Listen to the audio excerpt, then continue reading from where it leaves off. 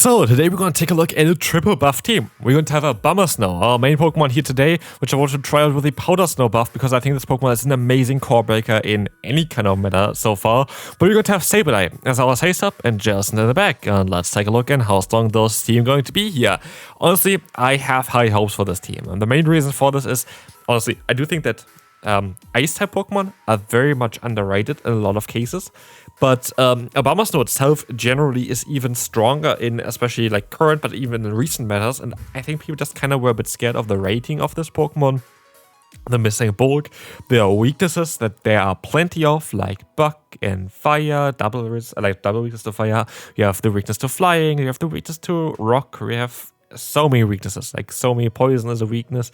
There are so many weaknesses on Abomasnow. The typing itself is defensively not that great, but in the meta that we're actually in, it's really, really good offensively. Because what you're going to have is a ton of teams, like the team that we even face here, which I didn't even knew beforehand, that is going to run a combination of a ground and a flying type Pokemon. There are only a few Pokemon that can really counter that. Of course, most of them going to be Ice-type Pokemon, but against ground, a lot of times it's ground water, where Ice-type Pokemon are just neutral against. Abomasnow doesn't care then. Abomasnow has the Grass-type coverage, and it just shreds through everything. And as you're going to see as well, first battle, we win with all three Pokemon remaining. And it's honestly not too surprising, because again, we have so many very positive matchups for Abomasnow. We're going to have, the opponent's Cordeli. I'm going to go for the CMP type. I'm going to go straight for the Weather Ball. By the way, Weather Ball got buffed last season as well, which makes Abomasnow even stronger now. This Pokemon is such a force, and I kind of want to maybe even upgrade mine, because I have not even the perfect version yet. I have quite a lot of Abomasnows that I can build though, so I might even upgrade mine for the future, because it's such a strong Pokemon. I can't see them really nerfing Weather Ball or Powder Snow anytime soon. I think they're most likely going to buff other moves that kind of are good against those Weather Ball and Powder Snow users.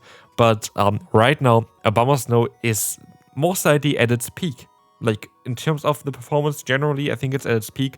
Abomasnow has never been that strong, and I think the meta itself even shifted more towards it being a very good Abomasnow meta. And so, yeah, what can I say? I think it's such an amazing Pokemon. Here we can snap the opponent's Cordeli. There's going to be now the Weather Ball Ice coming through. It's going to be able to knock them out. And in comes the opponent's Pangoro, which is sadly the one Pokemon that I didn't want to face. And at this point, there is practically a zero chance of us winning this battle, because that is the core breaker of this team. Pangoro is the core breaker of this team. I made a video before the season where I said already, watch out for Pangoro. Pangoro is going to be basically the Pokemon that you'll want to run, because it's such a good Pokemon in the current meta, with all the buff Pokemon being kind of weak to it, and yeah, it shows it here. I still kind of want to make a video towards Pangoro as well. I've seen that other people kind of got that idea as well done, but Pangoro, based on what is happening this season, actually had the biggest increase without having any kind of change to its own moves. We're going to have here, though, the Ampharos, also a general meta winner, which is interesting. I guess if Volt Switch got buffed. Actually, I always kind of mix up if Volt Switch got buffed this or last season. I think it was last season, to be fair, but yeah, Volt Switch is stronger. Very certain it was last season. And with that, Ampharos is going to have great coverage, has Brutal Swing, has a Grass-type coverage. It's just very nice as a neutral all-rounder. And here we have Gourgeist against us, which is also quite a nice neutral all-rounder, because you're going to have coverage in Fire, Grass, as well as Ghost, which is all very solid. But here, we're going to be able to still align ourselves, but we have the Weather Ball coming through. We're going to be able to knock out the opponent's Ampharos. Bye-bye there. Let's see what they have in the back. It is going to be the Cordeli. It's going to be a bit closer, but I can go for the Weather Ball. This is going to do some solid damage, and that should put them easily into range for a Surf or a Shadow Ball. We actually get there at the exact same time. And so what we see here is that a Grass Knot is, of course, never going to be enough to knock us out. Shadow Ball is coming through, and we can win yet another battle with this fantastic team. Yeah, there are other alternatives as well. You could go for a Azumarill in the back, but honestly, I like the idea of Jellicent. Just Jellicent is so strong in the current meta. In comes Charjabug. Oh, what do we do against this Pokemon? That's going to be a bit more of a difficult one, but knowing what they have in the lead, I know that my Abomasnow is still going to have some play, and so I would rather get the Sableye low here than anything else. And so the Excel comes through, they still get another Excel. Okay, that's a bit unfortunate, but I know I can go for the full farm down now against the opponent, so I'm not too worried about it. I can get just the entire farm down. I don't have Dazzling Gleam, but I don't know if they know about that, so I'm just gonna go for the foul play against the Hakamo. Dazzling Gleam is not recommended in the current Open Great League meta, so like they were guessing that. I can go for the Power Gem, which... Does it do more damage? It does do a tiny bit more damage, I think. It does literally like 2 more damage compared to the other move here, I think, but it is what it is. If you're wondering, why does he go into the Jellicent instead of going into the Abomasnow? That is the reason. It has super effective coverage against me, but now in comes a Pokemon that I don't have the greatest answers against. It's going to be that Umbreon. I have here my Jellicent, which is now getting faster to the Shadow Balls anyways, like that's alright. But Drill Peck is coming through. We have the Shadow Ball coming in.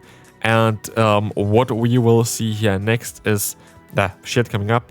This is going to be okay. The Shadow Ball is coming through again as well. This is going to be totally fine for us. Shadow Ball is going to be able to connect. We are going to have here now the Abomasnow coming in. We have to kind of shield here, right? Yeah, we have to shield. Like, there's nothing that I can really do otherwise. Not too sure if a Weather Ball is going to be enough. But I'm not even too sure if we're ever going to find out. Because as we see, the opponent still gets to the move. Drill Peck is going to nearly knock us out. But they, of course, going to the Hakamo now. And I'm actually going to lose this battle. Close one. But we can move on to the next opponent, where we have the worst possible lead that I can imagine. Typhlosion really kinda got a bit more popular recently, I feel like. Typhlosion is definitely a Pokemon that kinda got a big increase of usage with the recent meta shift. And interesting why that is the case. Honestly, like, I kinda wonder why this is the case. But yeah, we're going to let the move go through here from the opponents to the Colo, and I try to get as much energy as possible on my own Abomasnow.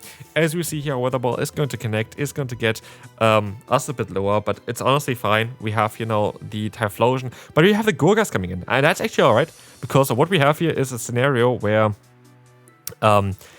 where we are going to have at least a Shadow Ball coverage against them that would knock them out straight away.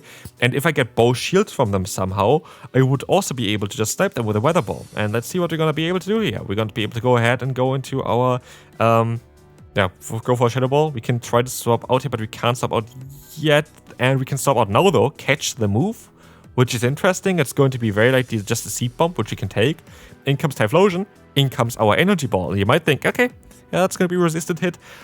Alright, or it isn't, because we're going to be able to knock them out anyway. Speaking of knocking them out anyway, goodbye Gorgeist, and we can win this fantastic battle here, as we're going to be able to move on to the next opponent. Where are we going to have Talonflame against us? That is totally fine. We are going to have the Sableye coming in here, and we're going to try our best to go for... Oh, there's the Mandibuzz. But this is how this team is supposed to function. This is exactly on how I want the team to function. We're going to have the Mandibuzz coming up here against us. We're going to be able to go for the Power Gem. And this is going to be enough to get the knockout. And now Mandibuzz is A, gone, and B, not aligned against our Jellicent. But there's going to be the Umbreon, but at least you're going to have alignment. Umbreon is a Pokemon that I still want to showcase as well. It's a Pokemon that's super bulky, but honestly such a strong pick right now in the current meta. Even the Ultra League would be a very good Pokemon. And such a fan favorite as well. Like, people love Umbreon. And I even made a video about Umbreon last season on how good this Pokemon actually still is. And now it got buffed quite significantly. So I'm curious on how good it's actually going to be this season. Anyway, we're going to have Talonflame against us. We have to be a bit mindful, but we have our perfect alignment now, which we really needed. We needed to have the Fire type, of course, against our Water type Pokemon. And we need to have the Dark type against not our Ghost type Pokemon.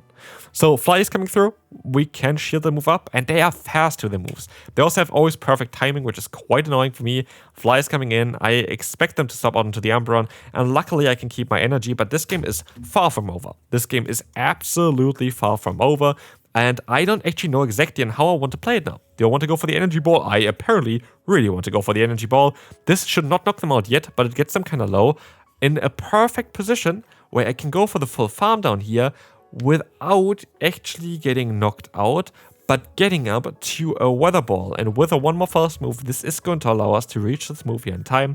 This is going to allow us as well to get the KO against the opponent, because I had to keep the shield for the Jellicent, and that's going to be a good game. Horrible lead, but we have a waterfall version here. I think they maybe just tried to build the Emporium, just decided to be like, yeah, who needs the correct fast move? I don't. I want to run for Waterfall. To be fair, Waterfall isn't even the worst matchup, like the worst move itself for Empoleon. There were times where Empoleon was already viable with the Water Pulse, because it actually still has solid pacing to the moves with Water Pulse. But generally speaking, Water Pulse is absolutely not ideal on this Pokemon, as Metal Sound generates energy quite significantly faster, so instead of needing 15 turns to go for a charge move, you need only 10 turns to go for a charge move, and the charge moves of Empoleon are so strong, it would be absolutely worth it to go for the other move here. But as you can see, with Jellicent now in the back, we're actually in a very good position. The Empoleon has no play against Jellicent. Like, that's such a beauty of Jellicent as well. Jellicent is so amazing defensively. There are a lot of Pokemon that really can't hit it well. And with the bulk that they have, now the spamminess of Shadow Ball, and with a Hex buff, like, I find it kind of mad, honestly, because what has happened is that Jellicent actually has been meta in previous metas quite commonly. But the thing is as well with a Jellicent is that, yeah, like this Pokemon itself never really needed a buff, but was at the end of the day, I think got buffed 3 times now. Bubble got buffed, Hex got buffed, and Shadow Ball got buffed. So I don't know why, but it's apparently like the secret love child there of Scorpion and Niantic now. This Pokemon was already broken beforehand, but here it's gonna meet its match as the opponent's Manabus sadly is going to knock us out here in time. I needed to serve, so I had to go up for that. That's alright. Oh no, Gorgas. I don't like Gorgas. Gorgas is such a cool Pokemon. I still need to actually try it out myself. I had one team where I tried out. I really didn't like it, but that's more the team's fault, and I think I just got hard-rolled most of the times, which is fine. So I still need to find a good team towards Gorgas. I think it's a great Pokemon. I think it's a fantastic Pokemon. Like, the times where it didn't work out for me, it was either the team being hard countered or myself. It wasn't Gorgas' fault. I think Gorgas is a fantastic Pokemon.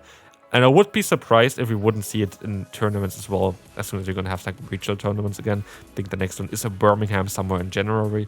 Going to be very interesting on how the meta is going to shift until then. Here we're going to have the Energy Ball coming in. This is going to be interesting. This is going to be fine, knocking out the opponent's Azumarill. In comes again the Gorgas. We have to try to kind of catch the fast move onto our Jellicent. As a reveal, there are Morpeko in the back. Morpeko, definitely a winner of today, like of the season. Definitely, like Morpeko is one of the strongest Pokemon of the season, basically. One of the biggest, Pokemon that got buffed with just the other changes. And here we're gonna get the shield early, which is good because we need to really get the shield early. And I am gonna try to swap out here maybe soon as well. I go for the Surf first. Okay, we're gonna get them low. Surf is not gonna be enough to knock them out, so that's why I should have maybe swapped out instead. I swap out now. They go into their Goldgeist, and I'm fairly certain they survive this hit. Like, I can't see them going down from... Alright, never mind. They are not taking this hit, and the Morpeko is at 1 HP, so 1 more Hex would be enough to knock them, but also Psychic Fangs is not enough to knock us, so we win the battle straight away. Okay, that was ridiculous. I didn't think that the Weather Ball would knock them out. Goldgeist has actually some solid bulk, which makes me believe as well that's a very good Pokemon to run. I didn't even run it in the Ultra League. I had one built. I don't know why I didn't do that. Good job, me. Yeah, good job, me. I showcased that one for the Ultra League, but Ultra League is gone now at this point.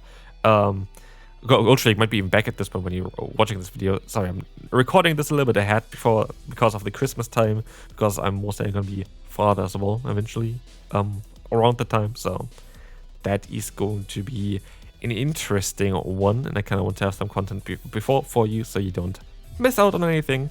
But again, this is going to be a very good team to run for yourself as well. It's going to be a good team to run in the current Open Great League meta.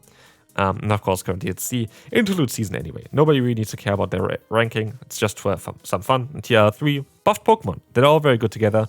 And again, as said before, I do think that this is going to be a team that I would really recommend to give a try. I think it's a team that should work out super well for you, and it's quite straightforward. It's an ABB style line. You have 2 Ghost types in the back. You need to kind of keep your lead alive. You kind of want to keep energy on your lead. But there's so many good matchups for either Jellicent or the Abomasnow, and they basically have this perfect core where Jellicent is going to be weak to types like electric or grass, which Abomasnow is going to destroy, and Abomasnow is going to be weak to fire and fighting, which Jellicent can destroy. And this is why this team is so amazing. Hope you enjoyed it. If you did, feel free to leave a like, and I'll see you then. Bye bye.